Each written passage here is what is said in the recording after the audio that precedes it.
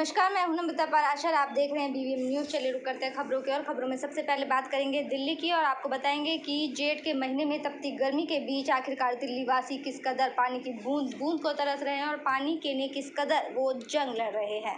Corona से बचाव के दो सबसे कारगर उपाय हैं मास्क पहनना और सोशल डिस्टेंसिंग को बनाए रखना। लेकिन जब बात जिंदगी की जद्दोजहद की हो तो कोरोना से बचाव की हिदायतें कहीं पीछे ही छूट जाती हैं। राजधानी दिल्ली में भी कोरोना की दूसरी लहर ने हाहाकार मचा दिया था। मामले भले ही कम हुए हों लेकिन कोरोना फैलने का खतरा अभी भी कम नहीं हुआ है। ऐसा हम इसलिए कह रहे हैं क्योंकि बढ़ती गर्मी के बीच पानी की किल्लत से जूझ रहे लोग पानी के टैंकर को देखते ही उस पर चढ़ने की कोशिश में लग गए और सोशल डिस्टेंसिंग और मास्क को भूल जाते हैं। दिल्ली के पौष चाणक्यपुर इलाके में जहां एम्बेसी है, सरकारी भवन है और वीवीआईपी रहते हैं, वहां लोग किस तरह रोज जान हथेली पर लिए कोरोना के खतरे के बीच बूंद बूंद पानी की लड़ाई लड़ रहे हैं। आपको बता दें कि विवेकानंद कैंप में पानी का टैंकर सुबह 7 बजे और दोपहर 1 बजे के करीब आने का समय है। लेकिन इसके बाद भी लोग सुबह 5:30 से 6 बजे के बीच ही अपनी बाल्टी डब्बे की कतार लगा देते हैं। लोगों का कहना है कि यहाँ टैंकर तय समय पर शायद ही कभी आता है। टैंकर आते ही ज़्यादातर लोग बिना मास्क के भीड़ में घुस जाते हैं और पानी को भरने की कोशिश करने लगते हैं। जब उनसे पूछा गया कि क्या आपको कोरोना फैलने का डर नहीं लगता तो इस पर लोगों का कहना है कि पानी के बिना मर जाएंगे, उससे अच्छा तो कोरोना से ही मर जाएं। रुक करते अगली खबर की ओर। दिल्ली के सीएम अरविंद केजरीवाल ने कोरोना वायरस महामारी की तीसरी लहर से लोगों को आगाह किया। उन्होंने कहा कि तीसरी लहर आने की आशंका मजबूत है और सरकार उसकी चुनौती से निपटने के लिए युद्ध स्तर पर तैयारी कर रही है। उन्होंने अपनी आशंका के समर्थ में ब्रिटेन से संकेत मिलने का दावा किया और उन्होंने बताया कि 45% तक टीकाकरण के बावजूद देश में मामले बढ़ रहे हैं, इसलिए हम हाथ पर हाथ धरे नहीं बैठ सकते। एक ऑनलाइन कार्यक्रम में बोलते हुए केजरीवाल ने जानकारी दी कि उन्होंने दिल्ली के 9 अस्पतालों में 22 नए पीसीए ऑक्सीजन संयंत्रों का संयुक्त रूप से उद्घाटन किया। उन्होंने कहा कि दिल्ली के 9 अस्पतालों में ये लगाए गए हैं और नए ऑक्सीजन संयंत्र कोविड-19 से लड़ने में हमारी तैयारियों को मजबूती देंगे। सीएम ने अपने संबोधन में कहा कि कोरोना वायरस महामारी की तीसरी लहर आने की संभावना प्रबल है।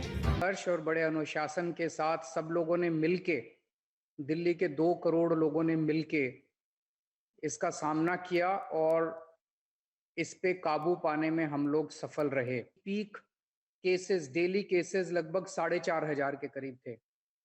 जो दूसरी वेव सितंबर में आई थी पिछले साल, उसमें लगभग 6,000 के करीब केस थे। जो तीसरी वेव आई थी उसमें 8,500 डेली पीक थी और ये जो चौथी वेव आई थी इसमें 8,500 से एकदम से 28,000 केसेस डेली आ रहे थे।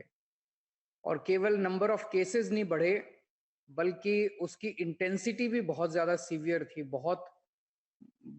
इस बार जो लोग बीमार पड़ रहे थे बहुत ज़्यादा बीमार पड़ रहे थे और इस बार हमने कई सारे लोगों को खोया। बहुत ज़्यादा दिक्कत आई हमें। तो अब अपने को तैयारी करनी है, हाथ पे हाथ रख के नहीं बैठ सकते। तीसरी वेव आने के चांसेस काफ़ी रियल हैं। जब तीसरी वेव आएगी तो हम ये नहीं कह सकते कि हमने कुछ नहीं किया। आपकी सरकार इस वक्त युद्ध स्तर। खबर की और आगामी पंजाब विधानसभा चुनाव में शिरोमणि अकाली दल और मायावती की नेतृत्व वाली बीएसपी ने एक साथ सियासी मैदान में उतरने का फैसला लिया है। कुल 117 विधानसभा सीटों में से 20 सीटों पर बहुजन समाज पार्टी यानी कि बीएसपी और बाकी बची हुई 97 सीटों पर शिरोमणि अकाली दल चुनाव लड़ेगी।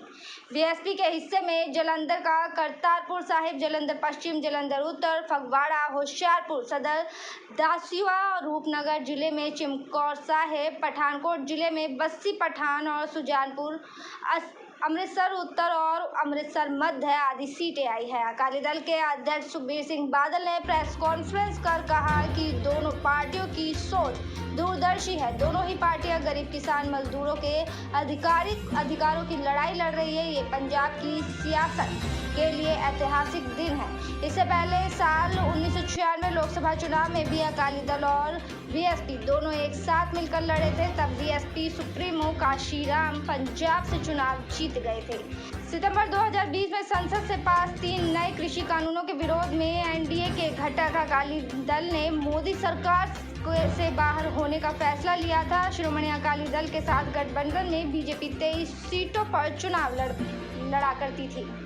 रुक करेंगे अगली खबर की और। कांग्रेस के वरिष्ठ नेता दिग्विजय सिंह ने धारा 370 को लेकर कहा है कि अगर कांग्रेस वापस सत्ता में आती है तो जम्मू कश्मीर में धारा 370 वापस बहाल की जाएगी। वहीं जम्मू कश्मीर के पूर्व उप मुख्यमंत्री कविंद्र गुप्ता ने दिग्विजय सिंह के इस बयान को पाकिस्तान समर्थित बताया है। कांग्रेस के वरिष्ठ नेता दिग्विजय सिंह द्वारा धारा 370 को लेकर दिया गया बयान जम्मू कश्मीर प्रदेश भारतीय जनता पार्टी के नेताओं ने कड़ी प्रतिक्रिया इस पर जाहिर की है। उन्होंने कहा है कि जम्मू कश्मीर के पूर्व जो उप मुख्यमंत्री थे कविंद्र गुप्ता ने कहा कि दिन में सपने देखना कांग्रेस की पुरानी आदत है। उन्होंने कहा कि ना 9 मन तेल निकलेगा और ना हीरा धान नाचेगी। कविंद्र गुप्ता ने कहा कि दिग्विजय सिंह इस बयान से देश में गड़बड़ी फैलाना चाहते हैं और ये नकारात्मक राजनीति कर रहे हैं। कि प्रतापगढ़ जिले के एक गांव में करुणा माता मंदिर का बनाने का एक मामला सामने आया है। हालांकि प्रशासन ने इस मंदिर को हटवा दिया है। पुलिस ने एक शख्स को हिरासत में भी लिया और मामले की जांच शुरू कर दी है। जानकारी के अनुसार सुकुलपुर जूही गांव में कोरोना वायरस से 3 लोगों की संदिग्ध मौत हो गई थी। इसके बाद ग्रामीणों में भय व दहशत का माहौल दिखाई दे रहा था। इस पर गाँव के लोकेश श्रीवास्तव ने कोरोना माता का 7 जून को मंदिर बनवाने का फैसला किया। इसके लिए उन्होंने मूर्ति ऑर्डर कर बनवाई और उसे गांव के एक चबूतरे के पास नीम के पेड़ के बगल में स्थापित करा दिया। लोग अंधविश्वास को बढ़ावा देते हुए पूजा अर्चना करने लगे। इसकी जानकारी प्रशासन को हुई तो उनके हाथ पांव फूल गए। मामला अंधविश्वास से जुड़ा हुआ था। इस कारण पुलिस ने इसे गिराने का फैसला लिया और सांगीपुर पुलिस ने रात के वक्त ही जेसीबी को लेकर गांव में पहुंची और करुणा माता की मूर्ति व मंदिर समेत बोर्ड जमींदोज कर दिया। थे हम लोग सब ऐसे बैठे थे, सुबह सुबह ऐसे ही बात होने लगा कि इतना सारा मतलब कोरोना का कहर चल रहा है हमारे देश के ऊपर, क्या करें, इसका समाधान कैसा किया जाए। तो इसके लिए हम लोग ने सोचा कि चलो एक कोरोना माता जी का मूर्ति बनवाते हैं और लाके अपने गांव में स्थापित करते हैं। क्या पता इससे कोरोना माता के आशीर्वाद से थोड़ा हमारे गांव के रहने वाले सभी को या और जो भी हैं सबको राहत मिले। खबरों में बात करेंगे फरीदाबाद की। फरीदाबाद में कांग्रेसियों ने जगह जगह पेट्रोल पंप पर बढ़ते तेल की कीमतों को लेकर सरकार के खिलाफ विरोध प्रदर्शन किया है और जमकर नारेबाजी भी कही। वहीं नीलम चौक पर स्थित पेट्रोल पंप पर कांग्रेस के वरिष्ठ नेता विजय प्रताप सिंह ने प्रदर्शन करते हुए सरकार पर तानाशाह रवैया अपनाने का आरोप लगाया। उन्होंने कहा कि सरकार ने गरीबों का जीना दुश्वार किया हुआ है। उन्होंने खोरी गांव को लेकर की जाने वाली तोड़फोड़ पर भी सरकार को कटघरे में खड़ा किया। उन्होंने कहा कि ये बीजेपी सरकार का फेलियर है। लोगों के लिए पहले रहने की व्यवस्था की जानी चाहिए। तोड़फोड़ होने के बाद 1 लाख लोग बेघर हो जाएंगे। उन्होंने नगर निगम में बढ़ते घोटाले को लेकर भी सवाल खड़े किए। उन्होंने कहा कि जांच के लिए इसलिए आगे नहीं बढ़ाया जा रहा क्योंकि इसमें कई बड़े नेताओं की भी पोल खुल सकती है। देखिए, साफ तौर पे स्पष्ट है ये बात कि आज तेल तकरीबन 100 रुपये लीटर हो रहा है और डीजल भी 90 के पार है। पहले ही कोरोना महामारी में भारत की हालत ख़राब है। नागरिक अपनी जान बचाने के लिए मजबूर है। पीछे आप सबने देखा कि अस्पतालों में ऑक्सीजन नहीं, दवाइयाँ नहीं, बेड नहीं। जब ऐसी त्रासदी से लोग जूझ रहे हैं और ऐसे में भारत सरकार तेल के रेट बढ़ाए तो ये दृष्टिकोण अमानवीय है। इसी के विरोध में कांग्रेस पार्टी ने आज निर्णय लिया है कि समस्त भारत में हम ये तेल की कीमतों के विरोध में हम प्रदर्शन करेंगे और हम सिंबॉलिक करेंगे कि हर कंस्टिट्यूंसी में बहुत ज़्यादा नहीं, 20-30 लोगों का सिंबॉलिक कोविड प्रोटोकॉल की वजह से। तो आज तेल की बढ़ी हुई कीमतों के विरोध में खबरों में बात करेंगे पलवल की। शहर थाना पुलिस ने एटीएम मशीन से 36,54,500 रुपये चोरी करने के मामले में 3 आरोपियों को मात्र 24 घंटे में ही गिरफ्तार करने में बड़ी सफलता हासिल की है। पुलिस ने आरोपियों के कब्जे से चोरी की हुई रकम में से 27 लाख रुपए बरामद किए हैं।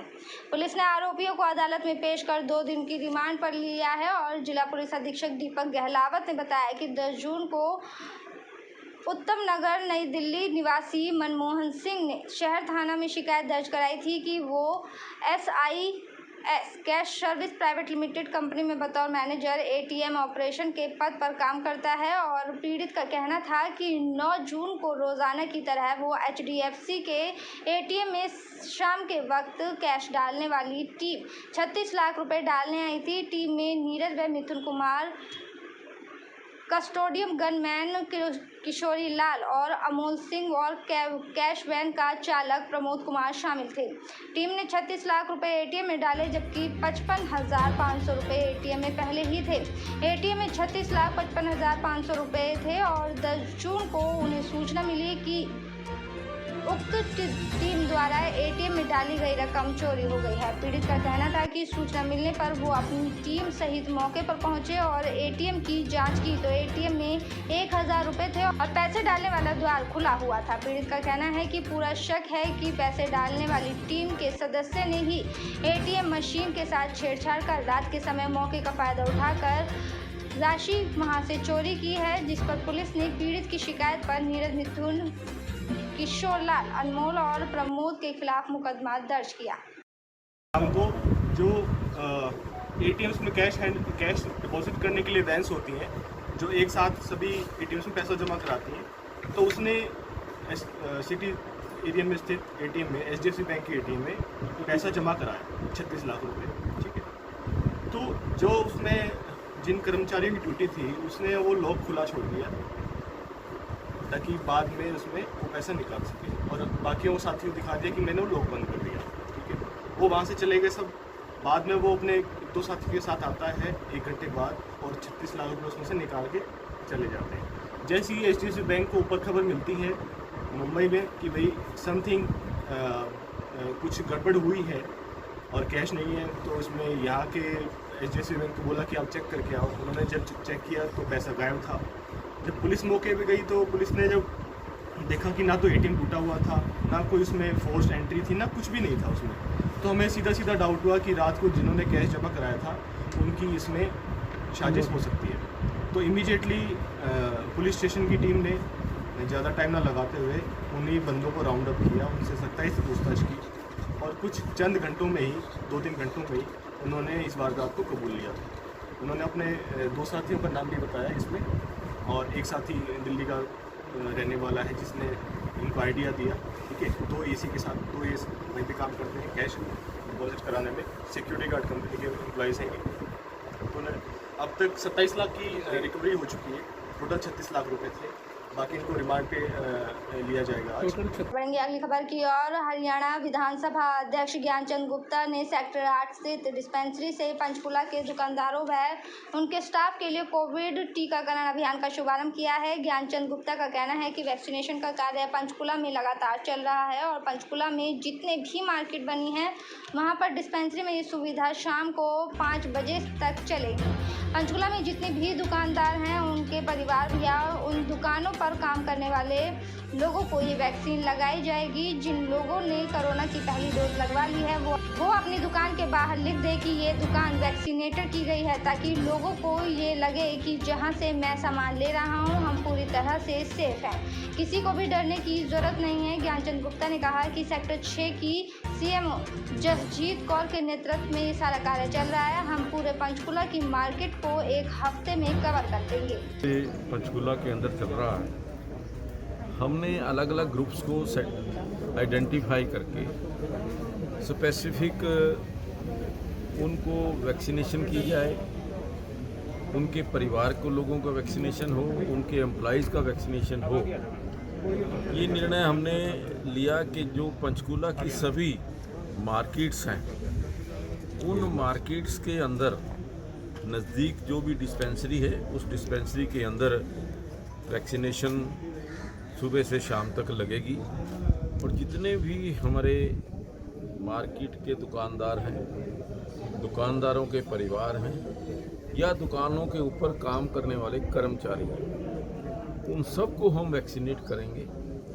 और पहले चरण के अंदर क्योंकि कुछ लोग पहला टीका लगवा रहे हैं, वो पहला टीका लगवाने के पश्चात हम सभी दुकानों के ऊपर एक आइडेंटिफिकेशन कि this shop is vaccinated first dose और सैनिटाइज्ड, ताकि जो कस्टमर है, जो ग्राहक है, उसको ये कॉन्फिडेंस हो सके कि जिस दुकान से मैं सामान खरीदने के लिए जा रहा हूँ वहाँ कोई भी कोविड का खतरा नहीं है।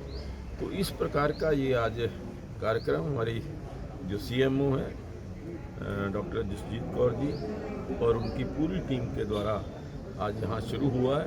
मुझे लगता है कि एक हफ्ते के अंदर ये सारा हम जो शौक। पहले खबरों में बात करेंगे अब करनाल की। कोरोना काल के में सैकड़ों बच्चों की दुनिया उजड़ चुकी है और उनके भविष्य अंधकार में हो गया है। करनाल जिला बाल कल्याण समिति की रिपोर्ट के अनुसार 102 बच्चों ने अपने माता पिता या दोनों में से किसी को खो दिया है। ऐसे बच्चा या तो बिल्कुल बेसहारा हो गया या अपने रिश्तेदारों के पास पहुंचा दिया गया है। चिंताजनक बात यह है कि इन रिश्तेदारों के द्वारा बेसहारा हुए बच्चों को गोद लेने की कानूनी औपचारिकताएं पूरी नहीं की जा रही हैं। ऐसी स्थिति में इन बच्चों के साथ दुर्व्यवहार की लगातार आशंकाएं बनी हुई है। सरकार ने स्थिति को देखते हुए आवश्यक कदम उठाने शुरू कर दिए हैं। करनाल जिला बाल कल्याण समिति के चेयरमैन द्वारा अपील की गई है कि ऐसा बच्चा किसी के संपर्क में आता है तो उसको बाल कल्याण समिति के कार्यालय में पहुंचाया जाए या फिर वहां पर जारी की गई हेल्पलाइन नंबर पर जानकारी दी जाए। नई गाइडलाइन के मुताबिक सरकार ये भी सुनिश्चित करेगी कि जो रिश्तेदार ऐसे बच्चों को अपने पास रख रहे हैं उन्हें गोद लेने की कानूनी प्रक्रिया अवश्य पूरी करें। करनाल ज़िले में अभी तक जो हमारे डीसीपीओ स्टाफ द्वारा किया गया है वो 102 का आंकड़ा आया है। 102 में आप अंदाज़ा लगाइए कि 2 तो ऐसे बच्चे मिले हैं जो कि टोटली ऑर्फन हैं।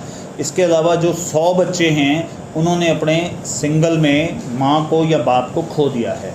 मेरी आपके चैनल के माध्यम से इस महत्वपूर्ण विषय को उठाने पर मैं आपके चैनल का धन्यवाद करता हूँ और सभी लोगों से प्रार्थना करता हूँ किसी भी हालत में कोई भी व्यक्ति किसी भी हालत में इल्लीगल अडॉप्शन ना करे, क्योंकि इल्लीगल अडॉप्शन इस वक्त सबसे ज़्यादा हो रहा है। हम लोग उनके खिलाफ काम। देखिए, जो बाल विरुद्ध अपराध है उनको पुलिस बड़ी गंभीरता से लेती है। यदि हमारे पास में कोई क्राइम अगेंस्ट चिल्ड्रन के कोई भी केस आते हैं तो पुलिस के द्वारा गंभीरता से कार्य करते हुए तुरंत एफआईआर दर्ज करके उस आरोपी के विरुद्ध कार्रवाई भी की जाती है। साथ ही हमारी चाइल्ड वेलफेयर कमेटी, महिला बाल विकास विभाग इत्यादि भी इस प्रकार के मामलों को देखते हैं। उनके भी संज्ञान में यदि कोई मामला आता है तो वो मामला तुरंत पुलिस को रेफर किया जाता है और साथ ही उनके लेवल से यदि उनके कोई कानूनी रूप से वो सहायता कर सकते हैं तो वो भी करते हैं। तो मेरा सभी लोगों से अनुरोध है कि इस प्रकार के यदि बच्चों के साथ में किसी प्रकार से कोई अपराध हो रहा है तो तुरंत पुलिस को रिपोर्ट करें। हमें 100 नंबर कॉल पे संपर्क कर सकते हैं या हमारे कंसर्न थाने में भी आप कॉल करके बता सकते हैं। पुलिस द्वारा यह सुनिश्चित किया जाएगा कि इस प्रकार के मामलों में त्वरित ढंग से। और मैं बात करेंगे भिवानी की। हरियाणा विद्यालय शिक्षा बोर्ड की 10वीं कक्षा का परिणाम घोषित कर दिया गया है। पहली बार हरियाणा विद्यालय शिक्षा बोर्ड का रिजल्ट 100% रहा।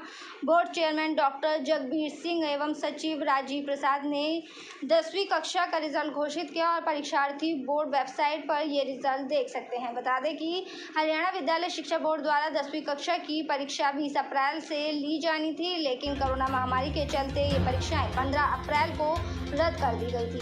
हरियाणा विद्यालय शिक्षा बोर्ड ने शुक्रवार को 10वीं कक्षा का परिणाम घोषित किया और उन्होंने बताया कि सेकेंडरी विद्यार्थी का परिणाम विद्यालय द्वारा भेजे गए आंतरिक मूल्यांकन अंक एवं प्रायोगिक परीक्षा के अंकों के आधार पर दिए गए हैं। उनके आनुपातिक तौर पर ही ये अंक लगाए गए हैं और कंपार्टमेंट विद्यार्थियों का परिणाम परीक्षार्थी द्वारा प्राप्त अन्य उत्तीर्ण विषयों के अंकों का औसत निकालते हुए कंपार्टमेंट के अंक मानकर घोषित किया गया है। हैं और अध्यापक भी उसमें आ रहे हैं तो विद्यार्थी समय से जाकर के एडमिशन ले सकें। तो आज बोर्ड मार्च 21 की परीक्षा का परिणाम घोषित कर रहा है, जिसमें 10वीं कक्षा के शैक्षणिक नियमित के विद्यार्थियों का परीक्षा परिणाम सभी विद्यालयों का, सभी जिलों का और पूरे प्रांत भर का 100% रहा।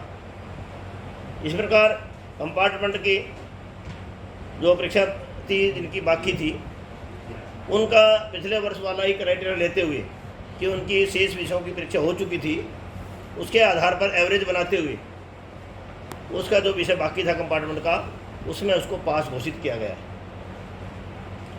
सेकेंडरी नियमित के परीक्षा के इस बार 3,13,345 परीक्षार्थियों को ये परीक्षा देनी थी, जिनका आज परीक्षा परिणाम घोषित किया जा रहा है। उसमें से 1,72,059 छात्र थे, 1,41,286 छात्राएँ थीं। इसी प्रकार कंपार्टमेंट की जो परीक्षा जिन्होंने देनी थी ऐसे 11,278 परीक्षार्थी थे, जिनका परीक्षा परिणाम सबका पास घोषित किया गया है। जिसमें से 5,884 छात्र हैं और 5,394 छात्राएं हैं। मेरे साथ खबरों में फिलहाल इतना ही। आप बने रहिए BVM न्यूज़ के साथ। फिलहाल मुझे दीजिए इजाज़त। नमस्कार।